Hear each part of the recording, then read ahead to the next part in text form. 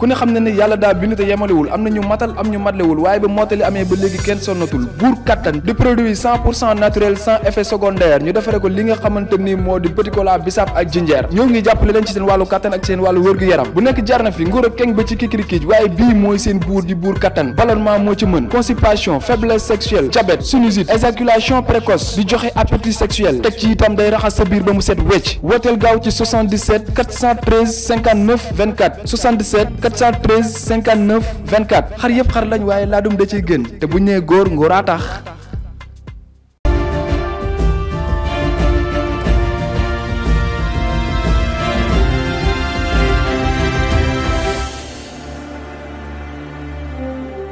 ayca cant ak ngërëm ñel na leen yéen téléspectateur de Sunugal 24 salaamaaleykum wa rahmatullah ñu ngi leen di nuyu bu baax a baax ku nekk sa tur ak sa sant ñu ngi lay jaajëfal bu baax a wax waaye tamit di leen wax na soyez la bienvenue sur la première chaîne net au Sénégal salaamaaleykum c'est téléspectateur de Sunugal 24 nuyuwaat nañ leen bu baax ku nekk ak sa tur ak sa sant bàyyi yéen nga am jàmm ku nekk fa nga toog ne ne jàpp juróomi baaraam ne ne asalaamaaleykum wa rahmatullah waaye tamit di la ñaan weekend bu jàmm tuwaat waaye tamit di la ñaan semaine bu jàmm yow mi nga xamante ne nag yaa ngi jàkkaaru ñun ñu ngi leen ñaanal yàlla na yàlla def jàmm waaye tamit yàlla def jàmm ci mim réew tuwaat mu ngi noonu nag saa su ne ñu ngi si émission bi nga xamante ne nag saa su ne bu daal di commencé rek comme ni ma koy daal di waxee rek paa ak maire yi ñëpp daal di bàyyi seen yitte ñëw di ko seetaan waaye nag ci fi ñu koy seetaane mooy télé bi nga xamante ne tubaarkàlla masha Allah moom la ndaw yi bëgg waaye tamit télé bi nga xamante ne tubaarkàlla masha Allah mooy lëmb YouTube bi tubaarkàlla masha Allah mu doon loo xamante ne nag temps yi moom la ndaw yi jox bopp tubaarkàlla saa su nekk nag ñu ñëw si émission mag émission bi nga xamante ne nag moom la ñuy dippee sama talent nag du baaxoo da dalal kenn ku dul daanaan fii ci plateau bi boo ñëwee ñu waxtaane say produits waaye tamit dinañ génne ñi nga xamante ne ñooy talent kese yi waaye tamit dinañ indi li nga xamante ne mooy célébrité yi fas yéene waxtaan ak ñoom waaye nag émission bi du ma ci wéet benn yoon ndax ki may àndal moo tax mooy ki may wooye Fouguéry nee naa la borom juróom-ñaari maam yi jóoba jub bi tey nag ma koy sargal di ko nuyu di la wax ni ak lëndik jàmm maa ngi la koy ñaanal nuyu naa la foofu Aïcha moom so fay naa la bu baax a baax maa ngi lay jaajëfal bu baax di nuyu Cheikh ami téléspectateur de Sunugal 24 ñu ngi leen di jaajëfal bu baax a baax yéen ñiy safoo di seetaan suñu site bu mag a mag bi di leen fàttali que ni yéen a ngi si émission bu mag bi sama talent boo ko déggee mooy képp koo xam ne am nga talent ci li ngay def dinañ la dalal fii suñu biir plateau waxtaanee sa jaar-jaar di leen jaajëfal bu baax di leen fàttali que yéen a ngi ci biir site bu mag bi Sunugal 24 ca kanam yeneen bojo yi ca gannaaw Aïcha mi ngi noonu Sénégal 24 ca kanam bojo yi ci ginnaaw waaye tubaarkàlla masha Allah fii mooy télé bi nga xamante ne doo fi ñëw di fa gis ay xooxu màdd waaye tamit fii mooy télé bi nga xamante ne doo fi ñëw di fa gis tubaarkàlla li nga xam ne moom mooy ay xooxu buy déedéet am si suñu plateau saa ay gars yi da ngeen war a xam ne àdduna ñoo ko téye tubaarkàlla Sénégal 24 rek moo fi nekk comme site waaye tamit Sénégal 24 rek moo fi nekk comme télé tubaarkàlla mooy télé bi nga xamante ne daal mooy bégal waaye tamit mooy joxe xibaar yi wér te wóor fii ci biir Sénégal ak bitim réew Sénégal 24 rek la am loolu am na ñoo lay dugal xam nga ak mën bi nii fi mu toll nii ñooy dugg ci biir di xuus yi waaw di wan gars yi li nga xam ne macha allah mooy actualité waaw di la génneel yooyu noonu ko waaju lu ma woon li ngeen puup waaw jëlal ma lépp macha allah ànd ceeg le grand caméraman ñu naan ko libaas borom Cambérène ñu ngi koy jaajëfal bu baax a baax moom dëgg la mu ngi noonu saa su nekk rek li may daal di wax rek nee naa la fii mooy télé bi nga xamante ne ndeysaan tubaarkàlla ay ndaw yu xarañ ñoo fi nekk rek macha allah waaye tamit ay ndaw yu bëgg seen liggéey waaye tamit ay ndaw yu ñeme engagé ndeysaan tubaarkàlla ndax koo xool mbënd mi ay risque la ñuy demee tubaarkàlla ku ci mel ni Eva moom day dugg ba ci foos yi di génnaat di li jël interview moom mooy dugg fa ne tubaarkàlla moom bu mu dem ñëwee gisoo ndeysaan def na benn vidéo mu def toile gars yi di ko TikTok di ko def lu ne ndax macha allah liggéeyam ak xarañam ñu koy jaajëfal bu baax a baax waaye tamit di jaajëfal waa kër gi di jaajëfal ñëpp nag waa rédaction ñëpp tubaarkàlla nag saa su ne saa waay lënd baa ngi nii de tey ni nga maye waaw gis nga de mooy loolu def ko xam nga nii rek yaa ma gën a xam à la léger ak été bi nii tàngoor bi nii ñu koy dund au calme ndeysaan daal di def tas yaakaar laal sa naag waaw gis nga nu ñuy def tey moom macha allah quoi yaa ngi nii waaw andi soxna si ba mi ngi si jàmm ko yàqal ngay wër mais du ma la sax déglu saa andi soxna si laa lay laaj célibataire la wala si bari bateer nga bokk ba léegi bari wat foofu loolu daa war a dañ nag mais saa su nekk rek comme ni ñu koy daal di baxee rek mu doon loo xamante ne tubaarkàlla masalla dootuñu leen ko présenté muy ñaari doomu pend naa ni yaakaar naa ni xarkam yi war ngeen koo miin tubaarkàlla ñu doon ay tout tànk nag nekk ci yoon tubaarkàlla yow mi nga xamante ne da nga gis défaut wax ñu ko rek garaawul dañu koy daal di accepté rek te xam ne ay tout tànk lañ dañoo nekk ci yoon tubaarkàlla mi ngi noonu waaye saa su nekk rek nee nañ émission ñetti pàcc la am na li nga xamante ne mooy humour waaye tamit am na li nga xamante ne mooy interview ak suñu artiste waaye tamit am na li nga xamante ne mooy moment de divertissement ka fooree lay dootaan ak ku mu mënta doon boo ñëwee dinañu waxtaan ak yow dalal la waxtaan li nga xamante ne moom mooy sa jaar-jaar waaye tamit waxtaan li nga xamante ne moom nga gën a bëgg mais doom day humour la de te faaw ñu ñamal ko téléspectateurs yi ñuy seetaan lan ngay may li nga xamante ne mooy téléspectateurs yi ñuy seetaan tey sa humour waaw moo xam nga ñàkk daa métti dëgg la ñàkk dafa métti ndeysaan yàlla nañu ci yàlla génnee ndeysaan boo yorul rek xale nga boo yorul ndeysaan billaay xale nga boo yorul rek xale nga waa ji moo macha allah dajale def pré banque jënd ay xar ndeysaan. xam nga xar yi dem ba màgg nag xam nga lu gën a bon ci xar mooy xar yu dem ba nga xam ni mat na nga bëgg koo jaay gisoo client. waaw dëgg la. mu teg noonu xar yi ndeysaan tëdd jaaxaan. mu ngi jaaxle. mi ngi naan sama xar yi fan laa ko war a mën a jaayee. moom daal naka la jékki saay benn oto di arrière. oto bi di arrière gisul xar yi oto bi ne tëll xar yi xar yëpp dee. waa ji gën a tàllal tànk yi nag gën a ree teg lay loxoom. naka la chauffeur bi wàcc naan ko maa ngi jégalu père xam nga c'est-à-dire mu baa ko ba chauffeur bi pare mu ne ko. moom daal leen laa bëgg a xam yow ma feesal la ko fii wala da nga koy yóbbaale. waaw moom daal fi mu toll xam na ni xaram yi jar na ci occasion boobu la am léegi moo tax mu ne ko ma feesal la ko fii wala da nga koy yóbbaale. waaw. kooku de loolu de mooy fay far force. mooy yow yii loolu du ko gëmee. sa waay ni ko ma feesal la ko fii wala da nga koy yóbbaale. da nga koy yóbbaale surtout loo def pere. waaw. waaye bu doon man mi tamit noonu laa lay def de bu doon man mi ne tamit damay tëddi jaaxaan. waaw mooy yow loolu la def yóbbu seen kër mu jaral na ma yóbbu ko sax. yóbbul la ko ba seen kër. ah non feesal la ko fa. feesal la ko loo xamante ne da nga koo def pere sama arrière ba ni ko réel la.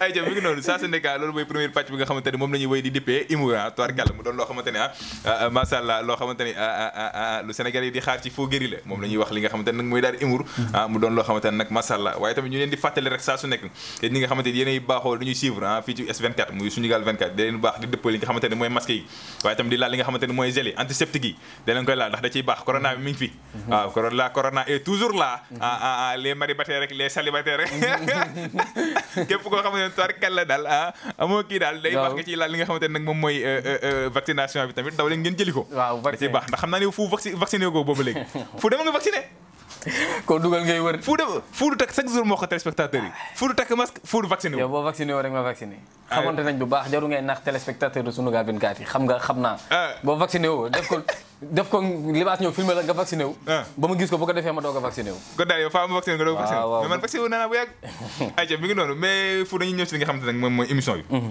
ñu fas yéene dugal ki nga xamante ne moom lañ mooy suñu artiste mooy ki nga xamante ne tubaarkàlla macha allah tey ñu ngi ko jëli mu toj nag macha allah Guinée ñun nee nañu talent kese ñëpp la ñuy génnee tubaarkàlla mu doon émission boo xamante ne nag képp koo xalaat ni artiste nga rek waaye képp koo xalaat ni yaa ngi ci yoon rek ak loo mënta doon rek ci milieu bi rek dinañu indi fii waxtaanee sa talent yaa xam talent kese la yaa xam célébrité nga yaa xam te ni jeune talent nga loo mënta doon ci art bi boo ñëwee fii dinañ ko waxtaanee valoriser bi nga xamante ne nag tubaarkàlla ba ñi la xamul woon dinañ la xam ndax fii mooy télé bi nga xamante ne nee naa benn yoon lañ soxla sa image téléspectateur yëpp daal di ràññee jëmm ji moo tax tey nag ñu fas yéene dalal ponkal moo tax tey ñu fas yéene dalal ndaanaan moo tax tey ñuy dalal koo xamante ne tubaarkàlla macha allah mag la waaye tamit bu wooyee di nga xam ne kii yàgg naa dégg ay son mu doon koo xamante ne tubaarkàlla macha allah diwaanu Mali diwaanu Guinée tubaarkàlla doon na koo xamante ne gars yi dañ koy bàyyi xel bu baax a baax a baax mu doon koo xamante ne ñu ngi koy dippee Mouhamed Macky Diawara Mouhamed Macky Diawara tubaarkàlla mu doon suñu papa joo xamante ne nag wala kooraax guitare moom xarañ na ci trop dañ koy bàyyi rek mu daal di dugg daal di ñëw insha allah Mouhamed Macky Diawara bu fekkee baax na rek tubaarkàlla waaw mën na dugg mais li nga xamante ne mooy ambiance ànd ak gars yi bu ko defee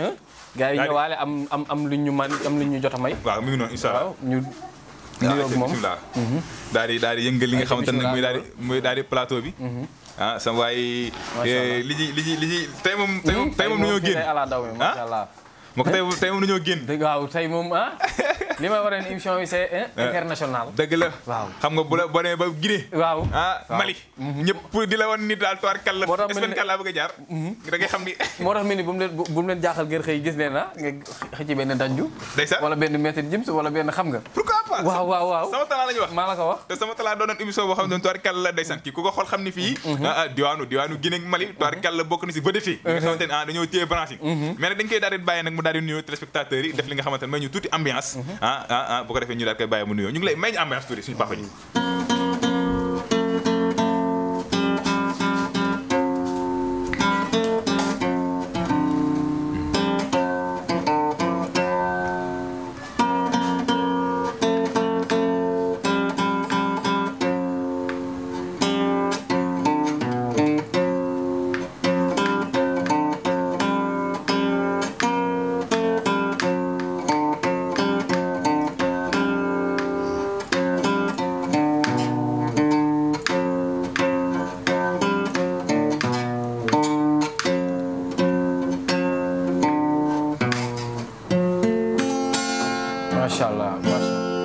macha allah moom loolu am na solo trop. hymne national bi nga xam ni macha allah moom la tijjee. parce que lii ça montre que ni carrément vraiment gis nañ ni li yombul. dëgg la li nga xam ne dañ koy wax ci gémmiñ nga ñëw dóor ko ci guitare. loolu macha allah moom loolu am na solo. ayca mi ngi noonu saa su nekk rek tubaarkàlla Mouhamed Macky Diawara tubaarkàlla mu doon koo xamante ne vedette la en extérieur waaye tamit vedette la foo xamante ne fii ci biir réewum Sénégal ba des ñu lakkat yu bëri yoo xamante ne tubaarkàlla moom nag mu def lakk international yëpp nag lépp lay way nag salsa day way moom daal yëpp ba ci góoraa da la koy bu la ko jàppalee nga daal di kontaan mais dama bëgg mu laalañu ci guitare gi loo xamante ne tubaarkàlla boole ko leget gi xam nga ñu xaw ambiance tuuti yaram mi mën a tàng bu ko defee waxtaan bi mën a commencé laalañu si waay ñu xool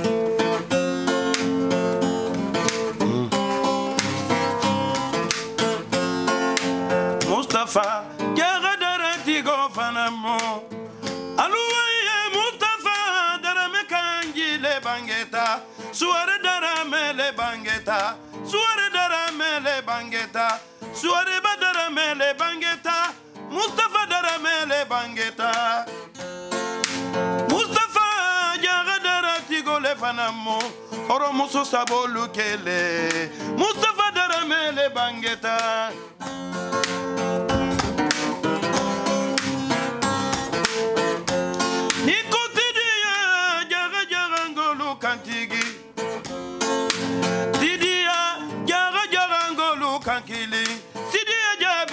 kankili Mustafa dara mele bangeta Mustafa dara jigo bale bangeta suare dara mele bangeta dara tigo bale karamba Mustafa le dara meba mamaringo Mustafa mama jenna mundumbe jarangoya dona me jarangoya ina mujaranga ifa mujaranga iba mujaranga ti Sénégal 24 Afrique bombali ye barala Sénégal 24 ila neti bamba ye barala Sénégal 24 nak Sénégal réumi jakanam jakanam suñu gal 24 jakanam jakanam suñu gal 24 jakanam suñu gal 24 ca kanam suñu gal 24 ca kanam ayca mi ngi noonu suñu gaal 24 ca kanam ak kanam tubaarkàlla noonu liñ koy daal di dippee li nga xamante ni mooy téléspectateurs yi nee nañ leen kii mooy Mouhamed Macky Diawara tubaarkàlla langue international bi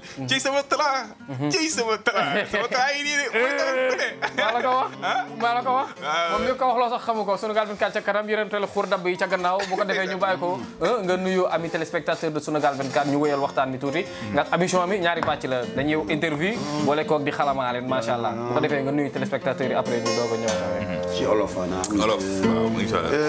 maa ngi nuyu d'abord parce que olof Njaay nee na ñu ne bala ngay gërëm jéen na ngay jéem a gërëm géej fi nga koy amee Sénégal 24 net international mondial yéen a ngi am jërëjëf seen taxawaay vous êtes plus que la presse vous n'avez pas de prix di leen gërëm di leen ziar di leen jërëjëfete di leen jërëjëfete parce que média amul njoogu il faut le dire en bon wolof donc seen taxawaay yi vraiment loolu moo tax suñu patrimoine dina am doole te bëgguñu suñu patrimoine réer Sénégal dañu am pii cosaan wetu géej gi nii ay waliw ñoo fi nekk donc man la Mouhamed Macky Diawara prodige de la Casa di Mansa depuis Kolda Jalikunda sous le grand Kaïsedra Moussa Molo maa ngi nuyu Sénégal yi yëpp ñii si biir yàlla dolli leen saafara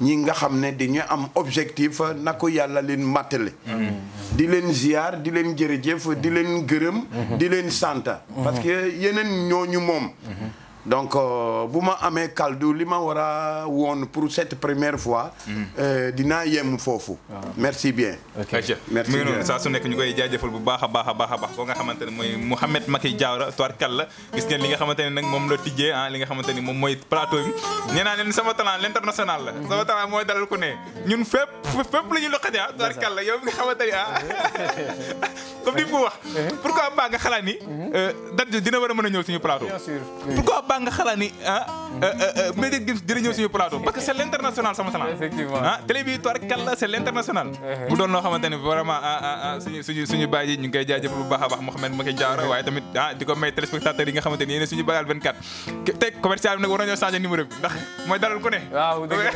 ay Bagal 24 kenn du moom tam day macha allah am na solo torop mu ngi noonu macha allah bu ko defee moom ñu tàmbali waxtaan bi parce que gis nañ clip bi nga xam ne macha allah année 2015 su ma juumul def wax ne ci clip bi nga xam ne ñoo it xam nga bu ko defee ñu waxtaan ci après moom ayca mi ngi noonu dañuy ñëw si li nga xamante ne moom mooy waxtaan bi fas yéene waxtaan ki nga xamante ne mooy suñu papa ji di Mouhamed Macky Diawara tubaarkàlla ñu gis mu def benn son mooy son bi nga xam ne ni tubaarkàlla def na it ci 2015 bi mu doon clip boo xamante ne tubaarkàlla macha allah bari na si ñoo xamante ne diwaanu Sénégal ba ci Guinée Mali ñëpp bari na si ñu ko li ñu koy déglu lool papa dañuy ñëw si li nga xamante ne mooy clip bi moom nga tijjee sànq li nga xamante ne moom mooy son bi mooy Findo bi Findo tubaarkàlla mu doon loo xamante ni ñun ci Sénégal am na si ñoo xamante ne bari xamuñu lu Findo di teg lan mooy Findo en wolof Findo ñu ngi koy wax foño waaw lekk la bi nga xam ne lekk bu njëkk la bi nga xam ne suñu maam noonu la ñu daan lekk balaa ceeb mooy le fonio waaw fonio i saw nii dafa mel ni comme couscous le fonio te ñu ngi koy bay ci àll bi c'est un aliment du retour à la source suñu maam yi noonu la ñu daan lekk parce que xam nga ceeb ñu ngi koy lekk ceeb dafa bari si biiru riz parfumé dafa bari si biiru yeneen ceeb dafa bari si biiru waaye cere ak couscous ak fonio ñooñu daal macha allah si doole la ñuy jox du ñu am diabète du ñu am cancer te docteur mosul wax kenn bul lekk fonio léeg-léeg dañu daan neen sax toog leen ko sombi bu fonio parce que c'est un aliment qui est très résistant donc loolu moo Findo en jaakanke dañu am fii benn initiateur qui a créé la machine de fonio l'ex-directeur de l'ONFP Sanoussi Diakité qui a inventé la machine de fonio ba am licence am pour la première fois au Sénégal moo am qui est licencié en technologie boobu moo ko am Sanoussi Diakité fi mu ne nii sax dafa retraité dafa jàng gis yaayam mu xalaat mu ne vraiment man bu ma jàng il faut ma créer dara bi nga xam ne dina mën a jàppale suñu yaay yi parce que coono bu ñëw baadoolee ñëw day sonn moom conception am ci jàngam te bu mu jàng boobu la doon inventé américain yi jënd licence bi ci loxam mooy Sanoussi Diakité qui a créé la machine de fonio parce que c'est un aliment yi nga xam ne dañ ko dee bàyyi waaye defar ko moo metti waaye boo ko dindi il faut nga ko jas ko nga defal dafa bari bagage jaxanke yi ñu ngi koy ne Findo ñu ngi am tamit Adja Ayo Ndiaye nga xam ne c'est la plus grande commerçante de fonio Ablaye Wade ci moom la dee jënd fonio ok Ayo Ndiaye bu Kédougou waaw macha allah mi ngi noonu mu doon lu doy waar loo xam ne tubaarkàlla la gis ngeen ni mu leen ko daal di waxee rek mais papa ji li ma ci jaaxal mooy moom lu tax mu woy lekk Funjo saa moom bëri nan nga sant Findo man Diawara saa yu ba daal da nga dugg Funjo de Findo non dafa neex surtout ak sauce bu neex yàppa maa ganaar neex la neex yow soo demee Tamba ma soo demee Kédougou doo ñëw wax dëgg yàlla moo tax tubaarkàlla dina la doy billaay moom daal looloo tax masha Allah neex gi mu neex moo tax mu woy li nga xamante ne mooy ba Diawara tubaarkàlla saraxule yaa ñu ngi leen di jaajëfal bu baax a baax ñoom tamit xam naa ko war a bëgg Funjo la waaw tubaarkàlla saraxule yi kenn du ñëpp li ci mel si la yi ñooñu laa koy may sama ñoom bàjjen xam naa ni ñoom tamit tubaarkàlla ko war a bëgg ay Funjo rek parce que papa ji xam naa ne baa bi lépp woy Funjo daal dund daa baax rek dund ay jam mi ngi noonu amoon mbégte ak contentement bu mag ànd ak yéen si biir site bu mag bi di Sunugal 24 mais tey jii gis nañ ba nga dugg see langue bi nga ñëwee ban façon langue la jaxanke parce que on dirait que da ngay woy ci plusieurs langues 14 langues internationales 14 langues tey ban langue nga jaxanke soose malenke bambara pël suusu pël fuuta ak haalpulaar ak baaga si dama dox quand même 42 fois le tour de l'Afrique kooku def naa ko waaye def naa 15 ans à Martinique ak sama ancien producteur waaw xam nga aar dafa laaj dox dafa laaj jàng. donc comme li ma ko waxoon. il a raison il n'a pas dit le contraire. tant que yaa ngi defal musique à cette époque. boo génnoo dem Guinée pour au moins. nga dem am race de la musique ouest africaine doo ko xam. le Mali à la musique traditionnelle. la Guinée à la musique filtrée du mandingue. les talents guitaristes mondiaux Guinée la dañu daan ne il faut faire comme les Guinéens. les talents traditionnalistes dañu daan ne il faut faire comme les Maliens maanaam nga def comme Sénégal parce que jamono yooyu c'est la sous-région mandingue suñu cosaan ñu ngi koy am dañu war a respecter suñu patrimoine dañu ko fekk. waaw c'est l'authenticité à la mode primitive.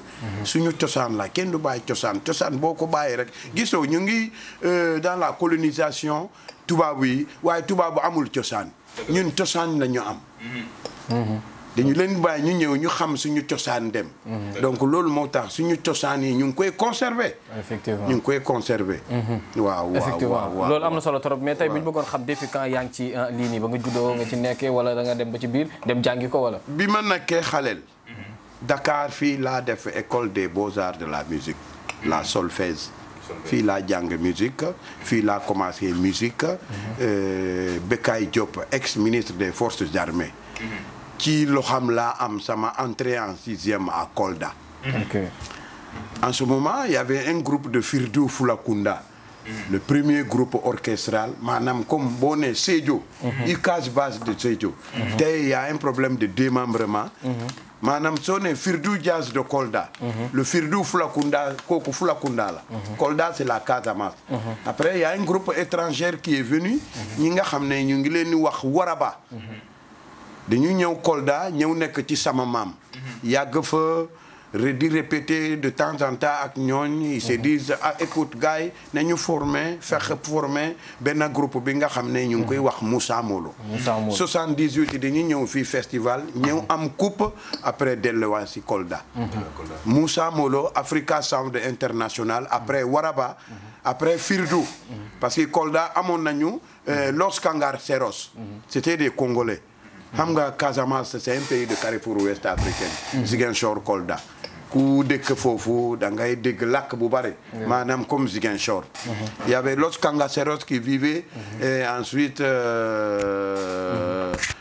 l'orchestre de Hilaire.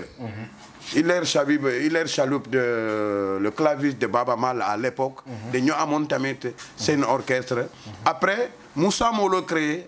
après Africa Sound International Moussa Molo moo ñëw 78 ñëw jël fii coupe en plein festival yóbbu ko Casamance. macha allah bon Moussa Molo bi mu tase woon bi ñu jóge woon Cap Vert xam nga plus souvent ay groupes yi africaine affaire xaalis affaire détournement affaire tas.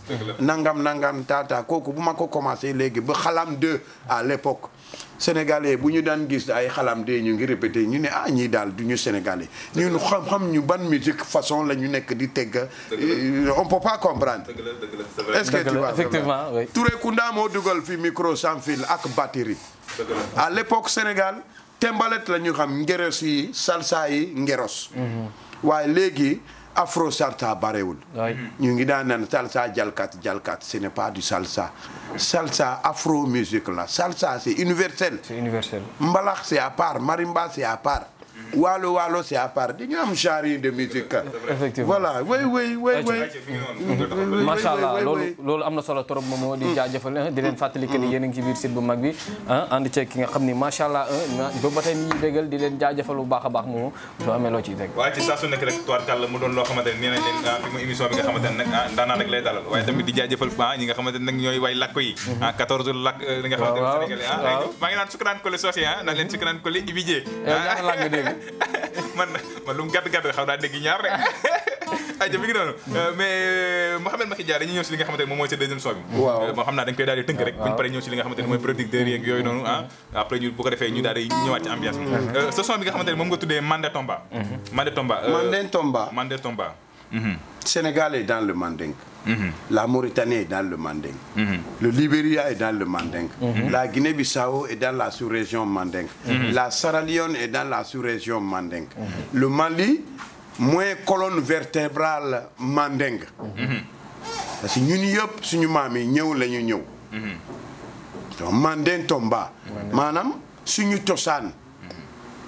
cosaan comme Baba Mal l'a dit Dande le noonu suñu cosaan Mandé Tomba Saria Mandé li daan def qu'est-ce qui se faisait parce que mag yi lu ñu ñaani ci yoon boobu la ñu topp ni donc loolu moo tax morceau bi ma créé ko ak sama groupe ensemble instrumental 2013 Mandé Tomba dañu formé ñoom Madou Sissoko ak ñun ñoom Coco Sissoko ñoom Adja Silla ñoom Adja Fanta Sakliba la ñu formé benn groupe nga xam ne pour suñu festival passé on a créé Mandé Tomba.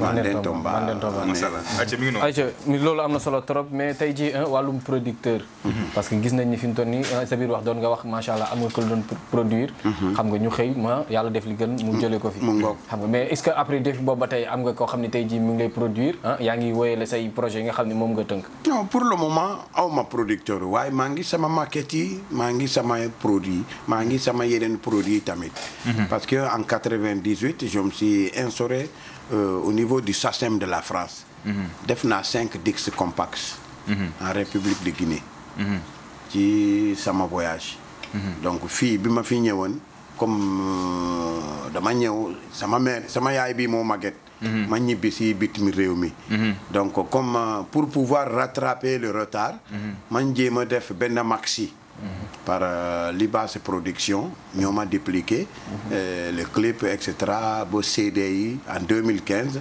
clip boobu moo nekkoon meilleur clip de l'an 2015 bon ci depuis boobaa ba léegi quand même maa ngi liggéey maa ngi sama groupe yi bon defoon naa ak orchestre national pour un certain moment mais dama gis ne bon ku am benn vieille mère tant que sa yaay ngi dundu bàyyi ñooñu yàlla jàpp naan di dunduwutu donc ba léegi yaa ngi tàkk quoi loolu moo tax mais quand même le talent est là xam nga le succès n'est pas éternel mais le talent est là le talent est là def naa quelques jours avec orchestre national liggéey ak ñooñu après bon avec tant d'autres groupes waaw masala mais est-ce que tamit yaa ngi dem di chercher li nga xamante ne mooy ay producteurs pour ñu ñëw liggéey ak yow ay producteurs c'est que dama ne producteur moo bari léegi moo bariwul producteurs yi am ñu léegi xam nga les gens confondent producteur et distributeur bu njëkk production dafa am solo waaye léegi doo gis benn producteur ki nga xam ne da lay produit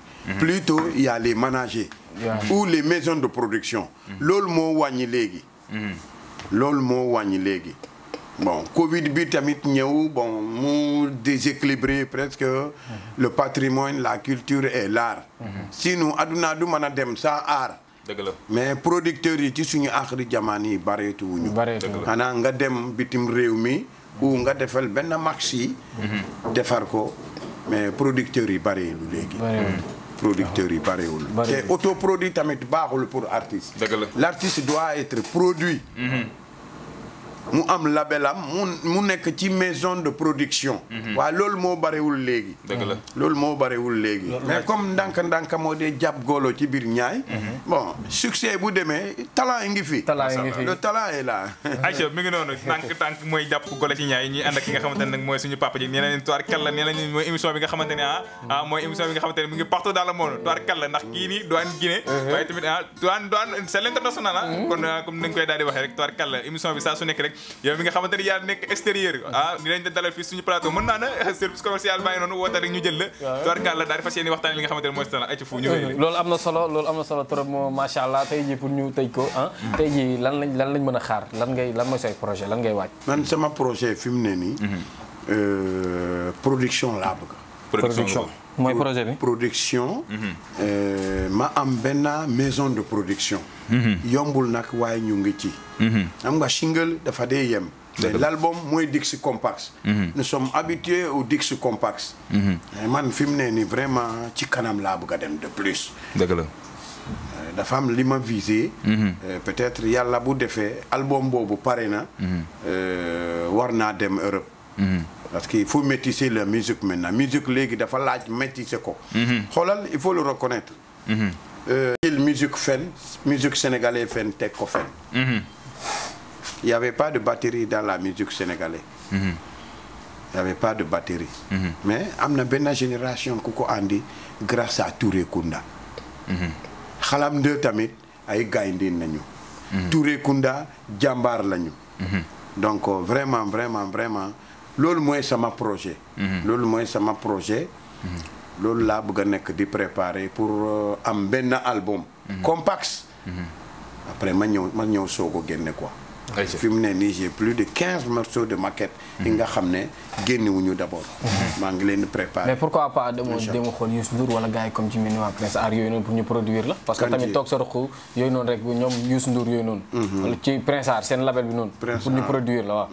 est-ce que yaa ngi dox démarche yooyu daal pour démarche producteur. non xam nga léegi fi mu ne nii. Prince à l'époque c'était 100% waaye léegi c'est à 50%. parce que les 50% des Sénégalais bon apprécié wuñu Prince Art. xam nga chaque chose a son destin. dëgg la. man nga am sa wërsëg ci beneen maison ñu jàppale la. keneen maison de production ñu jàppale la. nous déjà on est membre du SACEM. sama absence bu Sénégal bi tamit loolu moo ma xawoon sonna tuuti. mais yàlla baax na yàlla rek moo du kenn. yaa man yaa caw. yàlla moom rek moo nekkul di kenn. dafa yombul léegi. dëgg la. est-ce que tu vois booy jàppale nit jàppale ko. il faut le produire il faut le mettre à 100%. mais léegi ce n'est pas à 100% ce n'est pas à 50%. yaa ngi am benn maison de production. bon ku xiif balaa nga koy ne raxasal sa loxo. ñu añ nee ko rek ñu añ. nga bàyyi ko ak xelam. moo xam bu fekkee day raxasal loxam ou tout ça là mais c'est pas à 100%. je leur apprécie quand même. ñi nga xam ne dañoo am seen chance foofu. waa léegi moo barewul. parce que yow da nga baax. mais am na ñi nekk di wax Sénégal 24 kee nii la mel nii la mel nii la mel. on peut rien contre la chance ou tout ça là. mais le talent ne se discute pas. ci image ci son artiste boo ko gisee rek na nga xam ne kii xam nga doom ñeeñu lañu. mais le griotisme boobu à part la ñeeñu à part la musique moom universelle la du daan. musique léegi jaxase la waaye jàppalante moo barewul léegi. yaa ngi maison de production yaa ngi may jox rendez-vous 2 ans. xoolal loolu rek. dëgg la. n'est-ce pas. loolu du aide. dëgg la. te aduna poti ndaala la. ku naan jox sa morom. Thione Seck que la terre lui soit légère. dafa bëri xam nga góor moo nekk alxuraan sa gannaaw moo la dee woon. jigéen moo nekk alxuraan sa gannaaw moo la dee woon. tey Wally Seck macha allah. pour le drapeau sénégalais. Wally Seck tey jii alhamdulillahi rabbil alamina sénégalais dinañ ko jëndee album maliens yi guinéens yi mauritaniens yi tant d'autres. xam nga musique dafa baax noonu. métissage la laaj. ku nekk ak cosaanam la waaye léegi musique dafa laaj métissage. macha allah est-ce que tu vois musique bëggul mu yem. su yemee rek fii lay yem. fii lay yem. donc génération bi nag vraiment xale yi dañuy yeewu te la musique. fi mu ne nii fii la nekk. way kenn di ko bàyyi fii nii léegi. jël ko ci xew jël ko ci ngénte jël ko ci mariage nga teg ko ci wool. c'est très important. c'est très important way. ayca mi ngi noonu am na solo trop yéen ñi nga xam ne yéenay jeune talent yi nga xam ne yéen a ne ci musique lii bu yaboo ngeen jàngat ci te bàyyi ci xel bu baax moo ko defee moom. ayca mi ngi noonu saa su nekk am vraiment am contentement bu baax a baax di ñëw ci li nga xamante ne moom mooy moment de divertissement. ndax l'émission tire à sa fin dañuy dem ci li nga xamante ne mooy moment de divertissement ak Fou Guéry ñu dem te ñëwaat.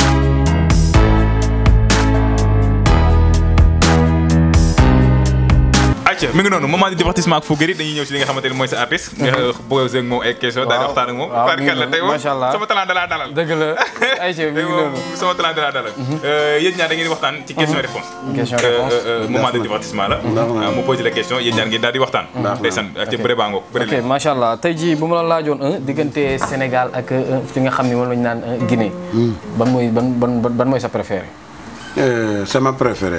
Sénégal ak Guinée. non c'est man Sénégal mooy sama préféré. waay. ok tey bu ma la laajoon fii laa juddoo. fii laa yaroo. dem bitim réew mi. fii laa jàng musique. fii laa def école des beaux-arts de la musique universellement. seen plateau yi. ñoo ñu gën. soo liggéey pour jàmbur nga liggéey sa bopp. sa bopp loolu am na solo trop. soo liggéey pour jàmbur yi ba yàgg lu mu yàggee nga liggéey sa bopp. sa bopp am na solo. Le Sénégal est un carrefour international de la musique ouest-africaine. Comme la Guinée à l'époque. Comme le Mali à l'époque. Et c'est que temps yi ñëw dee changer. temps yi ñëw dee changer. C'est un pays de paix. Inch'Allah. C'est un pays de paix. ayca macha allah. nee naa la suñu wetu géej yi waliwu ñoo fi nekk. dëgg la. fii seytaane bugguñu ko. jamono bu sedd la. oui jamono bu sedd la. loolu moo ma nekk ci Sénégal. te sama yaay. mu ngi elle vit. maa ngi am benn yaay fii. loolu beneen xewel la. def naa 18 ans 25 ans maa ngi ailleurs. yàlla def naa ne ba ma ñibbisi ñëw fekk sama yaay ji. sa sëriñ mooy sa yaay. dëgg la sa lépp mooy sa yaay. dëgg la. ayca tey bu ma la laajoon xarit ak mbokk boo ci jël. xarit ak mbokk. sa mbokk. sa mbokk da nga ko war a fënk. sa mbokk mooy sa dëkkandoo. mais sa dëkkandoo. moo gën a tamit sa mbokk parce que boo soo amee problème léegi ci diggante sa dëkkandoo ak sa mbokk ki nekk ci sa wet. moo lay ñëw moo lay ñëw sutural. dëgg la moo lay ñëw kii. c'est très important. donc loolu moo tax la courtoisie familiale africaine. dafa am yërmande. fii yërmande moo fi nekk. dëgg la. Sénégal fii soxor amul. yërmande moo fi nekk cosaan moo fi nekk. ay bëggante ñoo fi nekk ay waliw ñoo fi nekk ci suñu wetu géej yi. way waaw moo laajoon xol ak xel. xol ak xel boo ciy taamu. xol ak xel. li ci. xel olofu njaay boobu dis na di xam ne suñu olof dafa xol ak xel moo dee liggéey. xel moo dee liggéey xol. am na lu baax am na lu bon. waaye na nga am fit rek nga am sa objectif man lii laa bëgg a def. lii laa bëgg a def. waaye xel moo dee yóbbu nit. maanaam comme oto. embrayage ak frein moo ko dee yóbbu. waaye bu embrayage ak frein amul. oto du mën a dem. waaw. ayca moom loolu am na solo trop. ayca mi ngi noonu saa su nekk loolu moo doonoon moment de divertissement ak ki nga xamante ne mooy suñu artiste bi saa su nekk nee nañ leen émission bi ñetti pàcc la tubaarkàlla mu doon loo xamante ne interview la moment de divertissement waaye tamit day am li nga xamante ne mooy humour dañuy ñëw si nag cëppaandaw émission bi mu ñu daal ñu ñamal dara tubaarkàlla ñu daal koy tëjee émission bi bu nga paree bàyyi mu daal di tàggatoo lan nga ñu meen ayca guitare bu ngeen neexee mën ngeen ñëw bu ko defee ma yàlla ñu dara Tivaouane Yassi Seydi ye Tivaouane Maodo Maliki ye Tivaouane dañu dem ba Tivaouane Alaaji Maliki ye Tivaouane ca Tivaouane Maodo Maliki ca Tivaouane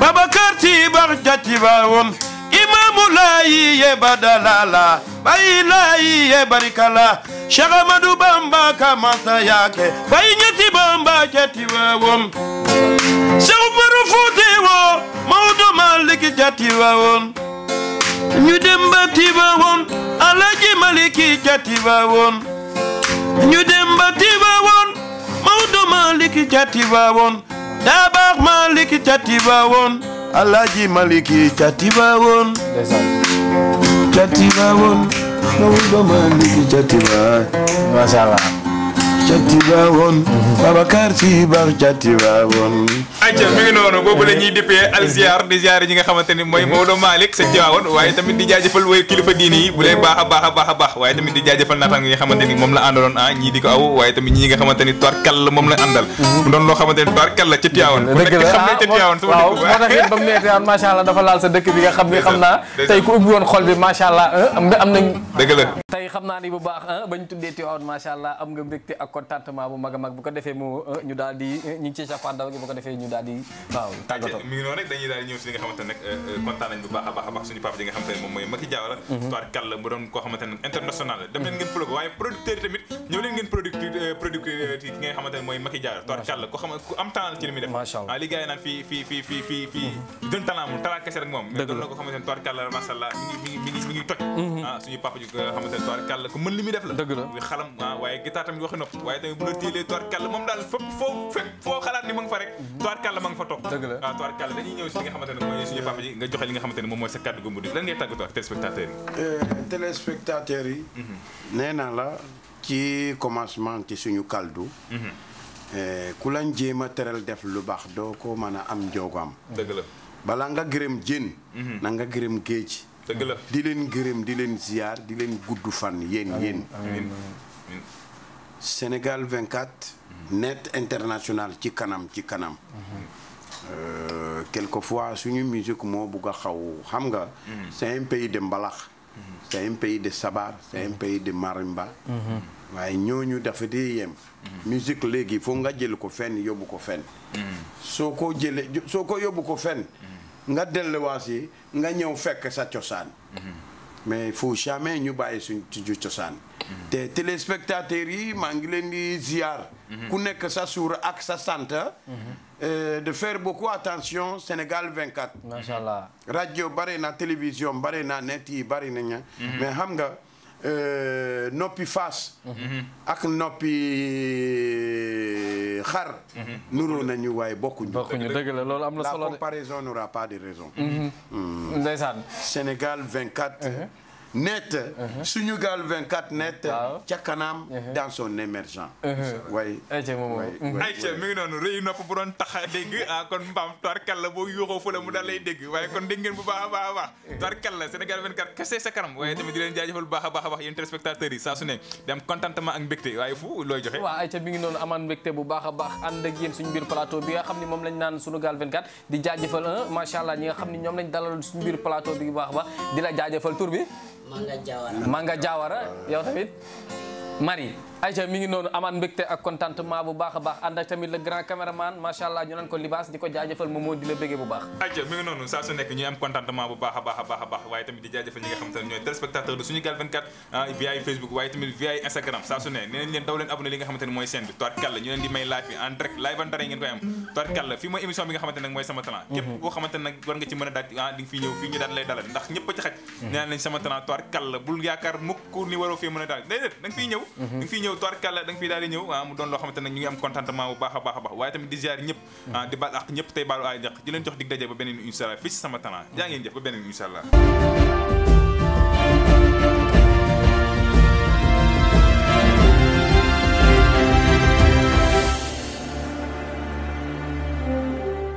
ku ne xam na ne yàlla daa bind te yemalewul am na ñu matal am ñu matlewul waaye ba mottali amee ba léegi kenn sonnatul buur kattan di produit 100% naturel sans effet secondaire ñu defare ko li nga xamante ni moo di petit cola bisaab ak jinjeer ñoo ngi jàppale leen ci seen wàllu kattan ak seen wàllu wërgu-yaram bu nekk jar na fi nguur ak keng ba ci kikirikiij waaye bii mooy seen buur di buur kattan ballonnement moo ci mën constipation faiblesse sexuelle diabète sinusite éjaculation précoce di joxe appétit sexuel teg ci itam day raxas sa biir ba mu set wecc wooteel gaaw ci 77 413 59 24 77 413 59 24 xar yëpp xar lañ waaye laadum da ciy gën te bu ñu nee góor ngóoraa tax